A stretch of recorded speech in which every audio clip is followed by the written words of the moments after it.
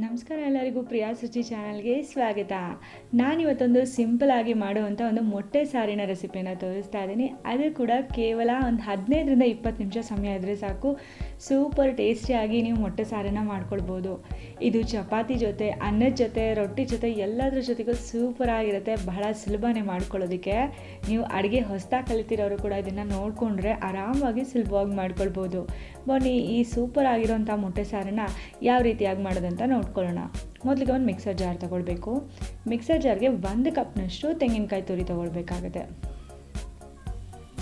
ಈ ಮೊಟ್ಟೆ ಸಾರಲ್ಲಿ ನೀವು ಆರಾಮಾಗಿ ಒಂದು 5-6 ಜನ ಊಟ ಮಾಡ್ಬೋದು ಹೊಟ್ಟೆ ತುಂಬ. ಹಾಗಾಗಿ 1 ಕಪ್ನಷ್ಟು ತೆಂಗಿನಕಾಯಿ ತುರಿ ಹಾಕ್ಕೊಳ್ತಾ ಇದ್ದೀನಿ. ಒಂದು 8ರಿಂದ 10 ಗೋಡಂಬಿ ಹಾಕ್ಕೊಳ್ಳಿ, ಒಳ್ಳೆ ಟೇಸ್ಟ್ ಕೊಡುತ್ತೆ. ಹಾಗೆ ಒಂದು ಅರ್ಧ ಇಂಚಷ್ಟು ಚಕ್ಕೆ, 2 ಏಲಕ್ಕಿ, 8 ಲವಂಗ ಹಾಕ್ಕೊಂಡಿದ್ದೀನಿ. ಮತ್ತು ಒಂದು ಅರ್ಧ ಚಮಚದಷ್ಟು ಕಾಳುಮೆಣಸು ಹಾಕ್ಕೊಳ್ಳೋಣ. ಮತ್ತು 2 ಚಮಚದಷ್ಟು ಧನಿಯಾ, ಹಾಗೆಯೇ 1 ಚಮಚದಷ್ಟು ಗಸಗಸೆ ತುಂಬಾ ಇಂಪಾರ್ಟೆಂಟ್ ಇದರಲ್ಲಿ. ಇದನ್ನೆಲ್ಲ ಹಾಕಿ ನಾವು ರುಬ್ಕೊಳ್ಬೇಕು ತರಿಯಾಗಿ. ಅದಾದ ನಂತರ 1 ಟೊಮ್ಯಾಟೋನ ಕಟ್ ಮಾಡಿ ಹಾಕ್ಕೊಳ್ಳೋಣ. ಸ್ವಲ್ಪ ಕೊತ್ತಂಬರಿ ಸೊಪ್ಪು ಹಾಕ್ಕೊಳ್ಳೋಣ, ಜಾಸ್ತಿ ಬೇಡ, ಸ್ವಲ್ಪನೇ ಸಾಕು. ಈಗ ಒಂದು ಸಣ್ಣ ಲೋಟದಿಂದ ನೀರು ಹಾಕಿಬಿಟ್ಟು ಈಗ ಸಣ್ಣಗೆ ನುಣ್ಣಗೆ ನಾವು ರುಬ್ಕೊಳ್ಬೇಕು. ನೋಡಿ, ನಾವು ರುಬ್ಕೊಂಡಿರೋಂಥ ಪೇಸ್ಟ್ ಈ ರೀತಿಯಾಗಿರಬೇಕು.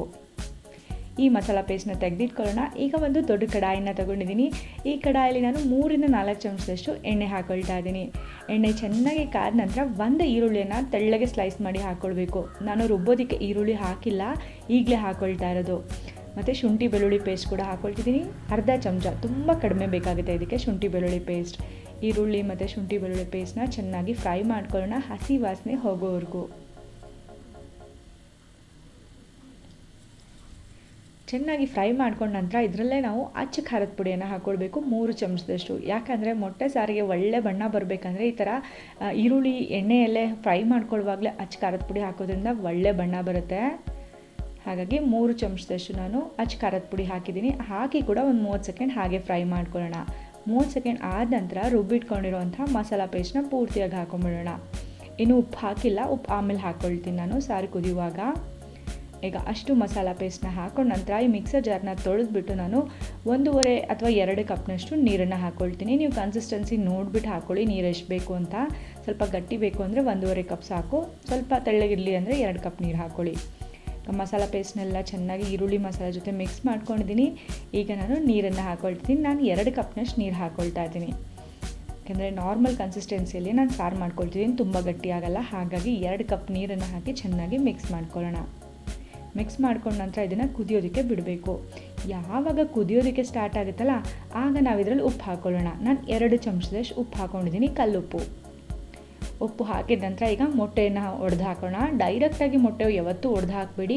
ಈ ರೀತಿಯಾಗಿ ಬೌಲ್ನಲ್ಲಿ ಹಾಕ್ಕೊಂಡು ಅದಾದ ನಂತರ ಹಾಕಿ. ಯಾಕೆಂದರೆ ಒಂದೊಂದು ಮೊಟ್ಟೆ ಕೊಳ್ತು ಹಾಗಾಗಿ ನೀವು ಡೈರೆಕ್ಟಾಗಿ ಹಾಕಿಬಿಟ್ರೆ ಪೂರ್ತಿ ಸಾರೇ ವೇಸ್ಟ್ ಆಗಿಬಿಡುತ್ತೆ. ಈ ರೀತಿಯಾಗಿ ಬೌಲ್ನಲ್ಲಿ ನೀವು ಮೊಟ್ಟೆಯನ್ನು ಒಡೆದ್ಬಿಟ್ಟು ಹಾಕ್ಕೊಂಡು ಬೌಲಿಂದ ಮೊಟ್ಟೆಯನ್ನು ಹಾಕಿದ್ರೆ ಈ ಥರ ಎಗ್ನ ಡ್ರಾಪ್ ಮಾಡಿದ್ರೆ ತುಂಬ ಚೆನ್ನಾಗಾಗುತ್ತೆ. ಎಷ್ಟು ಬೇಕೋ ಅಷ್ಟು ಮೊಟ್ಟೆ ಹಾಕ್ಕೊಳ್ಳಿ. ಲಿಡ್ನ ಕ್ಲೋಸ್ ಮಾಡಿ 15ರಿಂದ 20 ನಿಮಿಷ ಮಧ್ಯಮ ಉರಿಯಲ್ಲಿ ನೀವು ಬೇಯಿಸ್ಕೊಳ್ಳಿ. ನಾನು 15 ನಿಮಿಷ ಬೇಯಿಸ್ಕೊಂಡಿದ್ದೆ. ನೋಡಿ ಸಾರು ಯಾವ ರೀತಿಯಾಗಿ ಮೇಲೆ ಎಣ್ಣೆ ಬಿಟ್ಟಿದೆ ಅಂತ, ತುಂಬ ಚೆನ್ನಾಗಿದೆ. ಅದ್ಭುತವಾಗಿ ಮೊಟ್ಟೆ ಕೂಡ ಬೆಂದಿದೆ, ಸಾರು ಕೂಡ ಸೂಪರಾಗಿ ಆಗಿದೆ, ಒಳ್ಳೆ ಸುವಾಸನೆ ಬರ್ತಿದೆ. ಕನ್ಸಿಸ್ಟೆನ್ಸಿ ಕೂಡ ಪರ್ಫೆಕ್ಟಾಗಿ ಆಗಿದೆ. ಇದನ್ನು ನೀವು ಬಿಸಿ ಅನ್ನದ ಜೊತೆನೋ, ಚಪಾತಿ ಜೊತೆನೋ, ರೊಟ್ಟಿ ಜೊತೆನೋ ಅಥವಾ ದೋಸೆ ಜೊತೆನೋ ತಿಂತಾ ಇದ್ದರೆ ಸೂಪರಾಗಿರುತ್ತೆ. ಖಂಡಿತವಾಗ್ಲೂ ಎಲ್ಲರಿಗೂ ಇಷ್ಟ ಆಗಿಬಿಡುತ್ತೆ. ಮನೆಯಲ್ಲಿ ತರಕಾರಿ ಇಲ್ಲದಾಗ ಏನು ಮಾಡಬೇಕು ಅಂತ ಯೋಚಿಸ್ತಿರ್ತೀರಲ್ಲ, ಆಗ ದಿಢೀರಾಗಿ ನೀವು ಈ ಮೊಟ್ಟೆ ಸಾರನ್ನು ಮಾಡ್ಕೊಳ್ಬೋದು. ಅದು ಕೂಡ ಕೇವಲ 20 ನಿಮಿಷಗಳಲ್ಲಿ. ನಿಮಗೂ ಕೂಡ ಇವತ್ತು ನಾನು ತೋರಿಸಿರೋಂಥ ಈ ಮೊಟ್ಟೆ ಸಾರಿನ ರೆಸಿಪಿ ಇಷ್ಟ ಆಗಿದೆ ಅಂತ ಅಂದ್ಕೊಳ್ತೀನಿ. ಇಷ್ಟ ಆಗಿದರೆ ಪ್ರಿಯಾ ಸುಜಿ ಚಾನಲ್ಗೆ ಲೈಕ್ ಹಾಗೂ ಸಬ್ಸ್ಕ್ರೈಬ್ನ ಮಾಡಿ ಅಂತ ಹೇಳ್ತಾ ಇವತ್ತಿನ ಈ ವಿಡಿಯೋನ ನಾನು ಮುಗಿಸ್ತಾ ಇದ್ದೀನಿ. ಮತ್ತು ಮುಂದಿನ ವಿಡಿಯೋದಲ್ಲಿ ಹೊಸ ರೆಸಿಪಿಯೊಂದಿಗೆ ಭೇಟಿ ಆಗ್ತೀನಿ. ಧನ್ಯವಾದಗಳು.